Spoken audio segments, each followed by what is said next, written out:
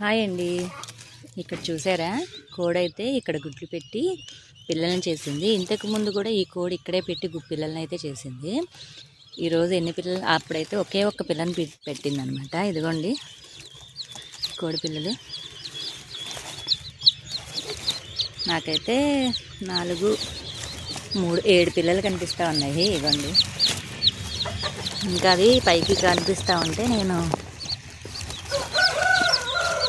ఇదిగోండి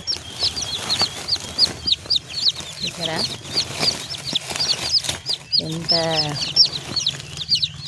ఈ పట్ట అయితే వేస్ట్ పట్ట, మేము ఇక్కడ పెట్టేసాము. ఇదిగో చూడండి,